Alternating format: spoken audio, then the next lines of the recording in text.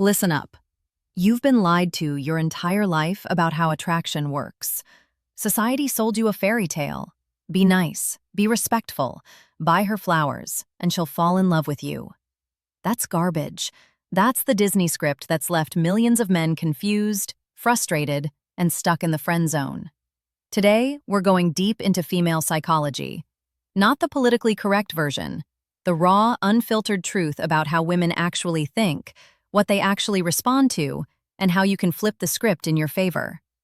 This isn't about disrespecting women. It's about understanding the game they've been playing at an expert level, while you've been fumbling around with the wrong rulebook. Act 1. The game you didn't know you were playing. Here's the cold truth. Every interaction with a woman is a test.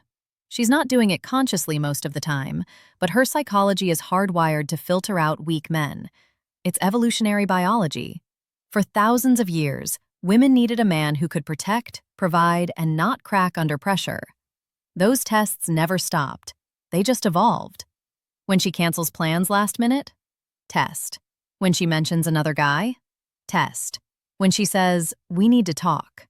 Test. Most men fail these tests spectacularly because they react emotionally.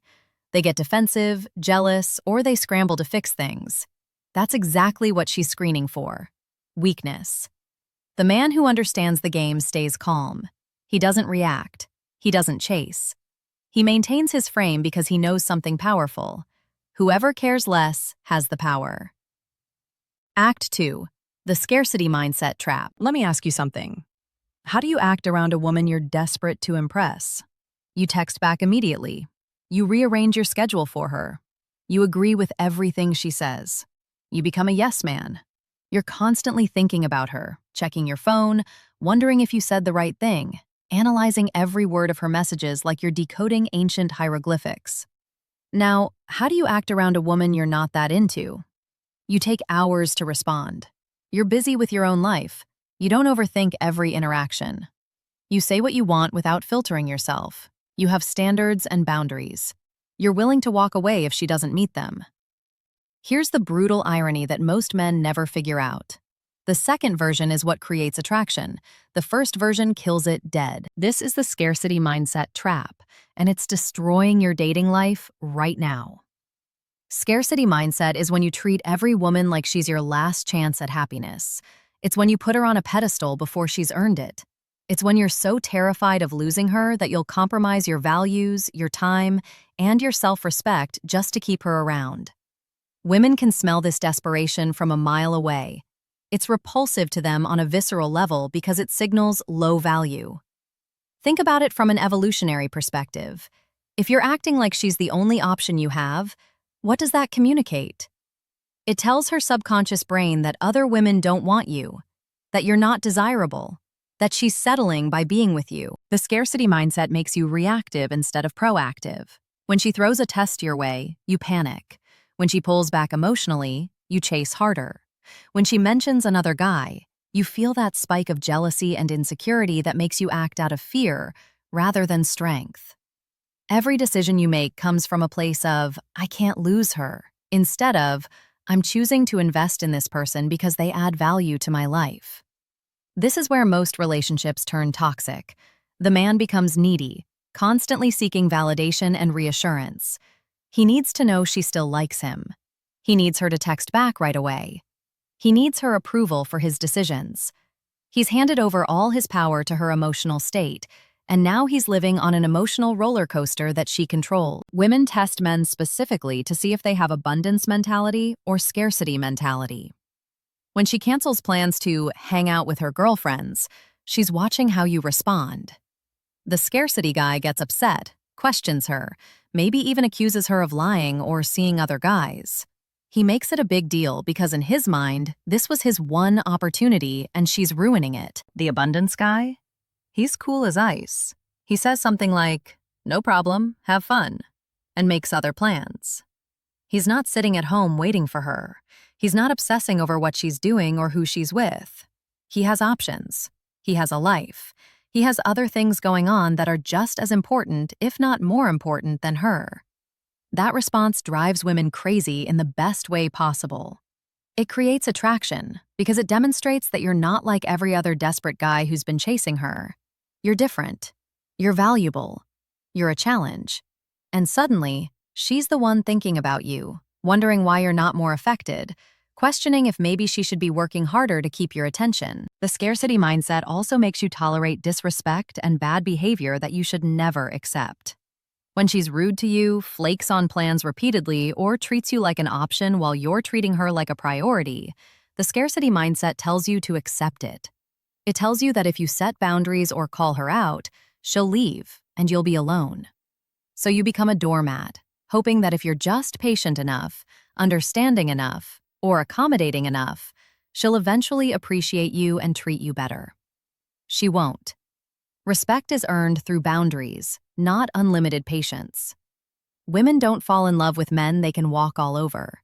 They fall in love with men who have standards and aren't afraid to enforce them. The attraction paradox. Now let's talk about something that's going to blow your mind if you've been following conventional dating advice. It's called the attraction paradox, and once you understand it, you'll see it playing out everywhere in your life. Here's the paradox. The more available you make yourself, the less attractive you become. The less available you are, the more she wants you. This goes against everything you've been taught. Society tells you that if you like someone, you should show them. Be available. Be responsive. Make time for them. Prioritize them. Put in effort. Show them you care. And on paper, that sounds reasonable. That sounds like what a good partner should do. But attraction doesn't operate on logic. It operates on emotion and psychology. And psychologically, human beings place higher value on things that are scarce and difficult to obtain. This isn't just true in dating. It's true in economics, marketing, and every aspect of human behavior. A diamond is valuable because it's rare. Water is essential for life, but cheap because it's abundant. You are training women how to value you based on your availability. When you're always there, always responding within minutes, always free when she wants to hang out, always putting her first, you're communicating that your time has no value. You're abundant. You're easy to access. There's no challenge. There's no chase. There's no mystery.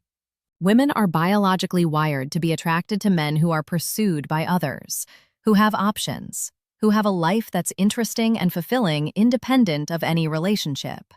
This is called pre-selection. When other people want something, we automatically perceive it as more valuable. It's why restaurants with long lines seem better than empty ones.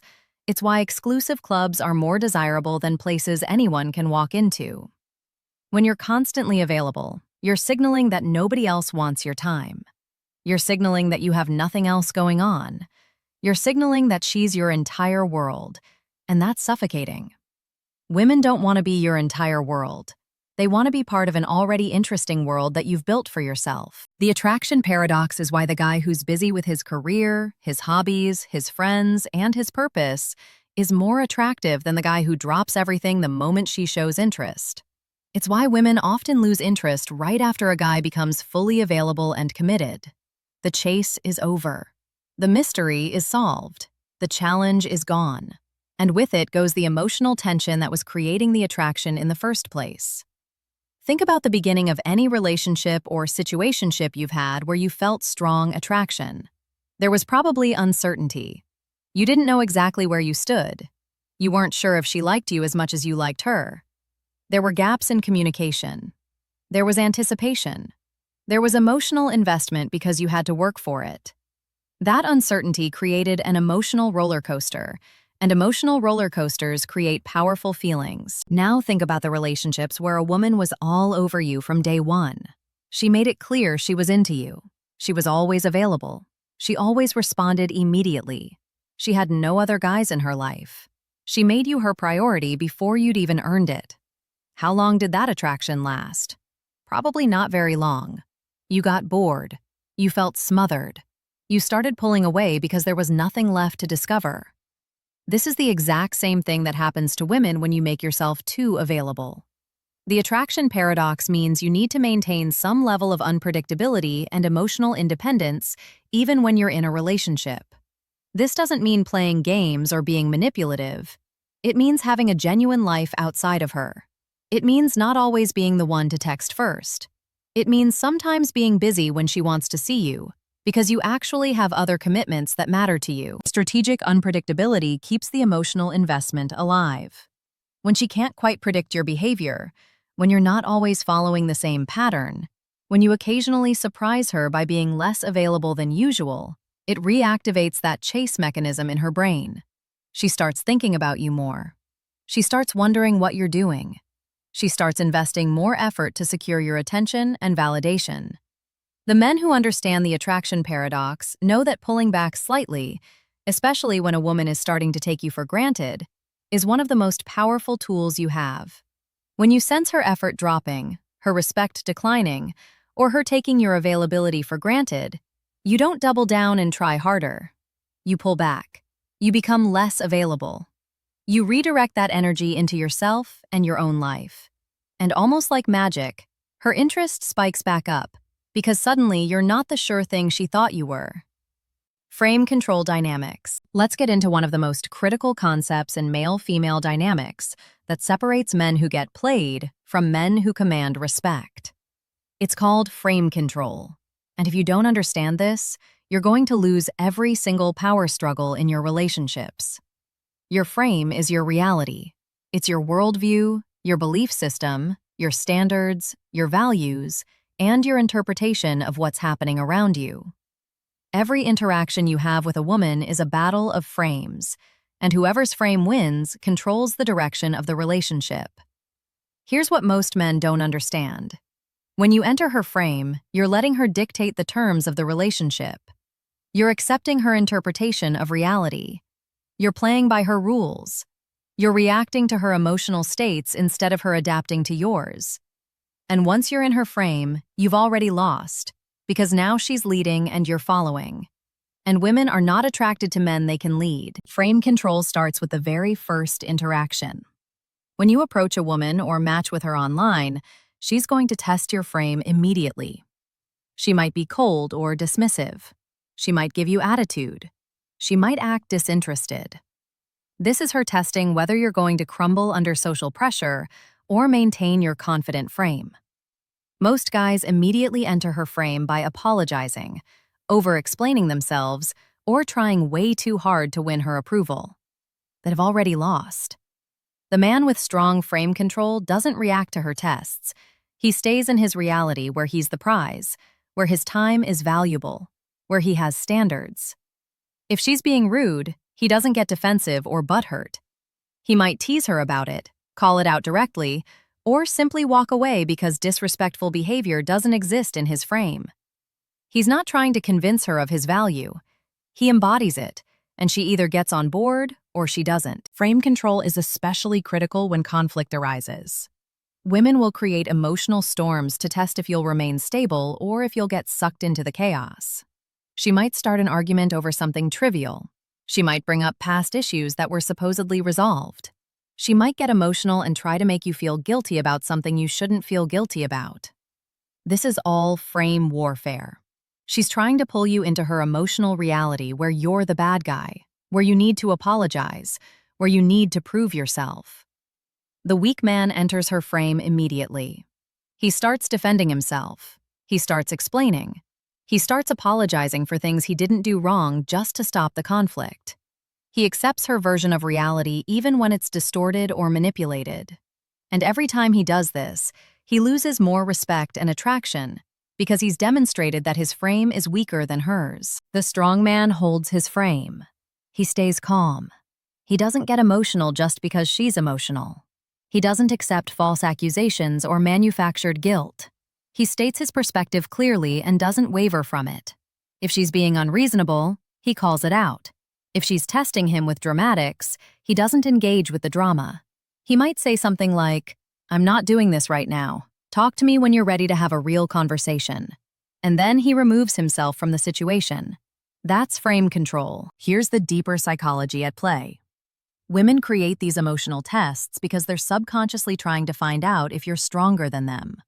They need to know that you won't break under pressure because in their biological programming, they need a man who can handle stress, adversity, and chaos without falling apart. If she can control your emotions, manipulate your decisions, or shake your confidence with a few tears or harsh words, then you're not strong enough to protect her from the real threats in the world.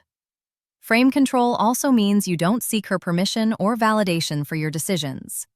You inform her of your decisions. You don't ask, "Is it okay if I go out with my friends tonight?" You say, "I'm going out with my friends tonight." You're not asking for approval.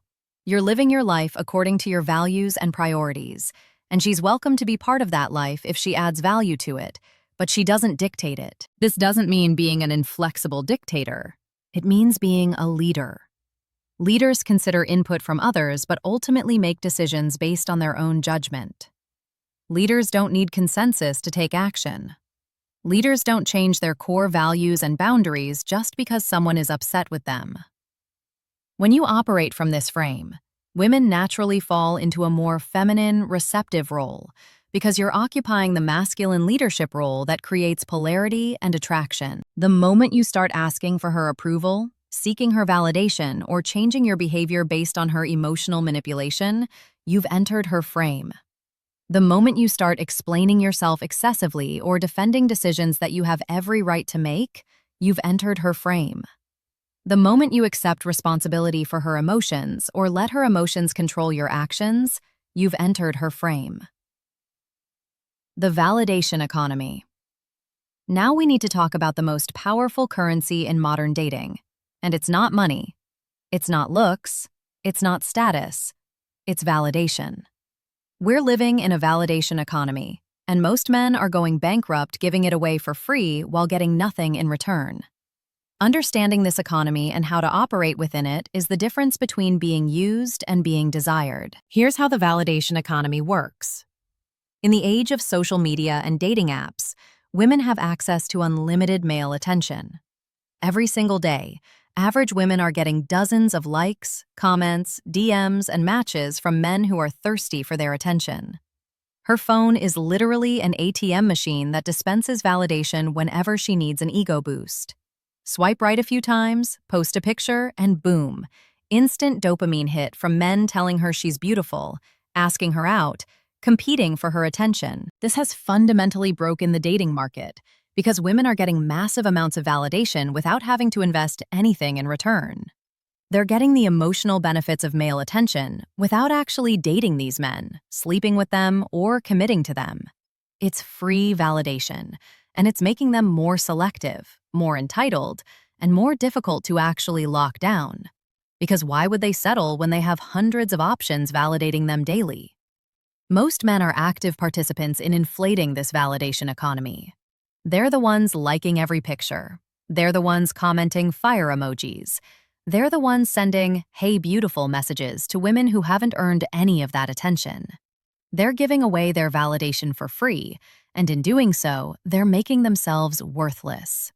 If you give something away for free, it has no value. When you're one of 100 guys validating her today, your validation means absolutely nothing. The men who win in this economy understand scarcity. They understand that their attention and validation should be earned, not freely given. When you stop being a validation dispenser, when you stop liking every picture, when you stop complimenting her appearance before she's done anything to deserve it, when you stop being impressed by her simply existing, you immediately differentiate yourself from every other guy in her orbit. Think about it from a supply and demand perspective. She has unlimited supply of validation from desperate men. Your validation becomes valuable only when you restrict the supply. When you're selective about who gets your attention, when you're not afraid to ignore or be indifferent to her attempts to get validation from you, suddenly your approval becomes something she actually has to work for. And people always want what they have to work for. This is why women are often more attracted to guys who seem unimpressed by them. It's not that these guys are playing games or being jerks.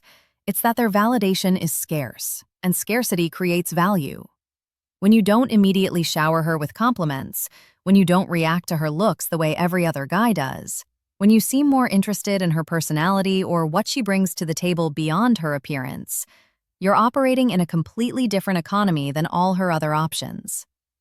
The validation economy also explains why women post revealing pictures online or dress provocatively when going out. They're not doing it for themselves despite what they might claim. They're doing it to collect validation. Every like, every comment, every stare is a unit of validation that makes them feel desired and valuable. Understanding this doesn't mean you should shame them for it, but it does mean you should recognize what's happening and not participate in the game. When a woman posts a thirst trap and you like it or comment on it, you're paying into her validation account while getting zero return on investment. She's not going to date you because you liked her bikini picture. She's going to feel validated and then continue scrolling through her other options. You've given her what she wanted without her having to give you anything in return. That's a terrible transaction. The strategic move is to withhold validation until she's actually invested in you. Don't like all her pictures. Don't compliment her looks excessively, especially early on. Don't feed her ego just because she's attractive. Make her earn your approval through her actions, her effort, and her investment in getting to know you. When she's texting you first, when she's making time for you, when she's showing genuine interest in your life, then you can give her validation as a reward for positive behavior. This is called operant conditioning, and it works on humans just as well as it works on animals. When you reward behavior you want to see more of, and withhold rewards for behavior you don't want, you shape how people interact with you. Most men reward women for simply existing and looking good, so women learn they don't need to do anything else. They don't need to be interesting, funny, kind, or invested, because their looks alone are enough to get unlimited validation. When you flip this script and only validate women who bring more to the table than just their appearance, you're training them to actually try for you. You're creating a dynamic where your approval matters because it's not guaranteed. You're making yourself the prize that she's trying to win, rather than you being one of many contestants competing for her attention. Reading behavioral patterns. Let's get into the tactical side of female psychology. Everything we've covered so far is useless if you can't read the patterns and signals that women are constantly sending. Most men are completely blind to the subtle psychological tactics women use, and by the time they realize what's happening, they've already lost the game. Reading behavioral patterns is about developing the ability to see through the surface-level conversation and understand what's really being communicated. First, you need to understand that women rarely, that's exactly the wrong response. Manufactured jealousy is a test to see if you have abundance mentality or scarcity mentality. The correct response is indifference or even encouragement. You can say something like, "That's cool, you should talk to him," or "Makes sense, you're attractive," and then change the subject. This completely deflates her test because you're showing that you're not threatened, you're not jealous, and you're not competing for her. Suddenly, she's the one feeling insecure because her tactic didn't work. Another critical pattern is emotional withdrawal. This is when a woman who was previously warm and engaged suddenly becomes cold and distant. She takes longer to respond to texts. She's less enthusiastic. She's less affectionate. Most men panic when this happens and immediately start pursuing harder, asking what's wrong, trying to fix whatever they think they broke. This is the wrong move, because emotional withdrawal is usually a test of your emotional independence. Women pull back to see if you'll chase. If you chase, you've failed the test because you've demonstrated that your emotional state depends on her emotional state. The right move is to mirror her energy or pull back even further. If she's being distant, you become distant. You don't ask what's wrong. You don't try to force connection. You go live your life and focus on other things. 9 times out of 10, she'll come back around because you didn't give her the reaction she was testing for. Compliance testing is another pattern you need to recognize immediately. This is when a woman makes small demands to see if you'll comply. She might ask you to pick her up even though it's out of your way. She might want you to cancel plans with your friends. She might want you to spend money on her. She might want you to constantly text her throughout the day. These seem like small requests, but they're actually tests to see how much control she has over you. If you comply with every small request, you're setting a precedent that she can control your time, your money, and your decisions. You're teaching her that you're a pushover. The correct response is to set boundaries early and often. Say no to requests that don't work for you. Don't rearrange your life to accommodate her convenience.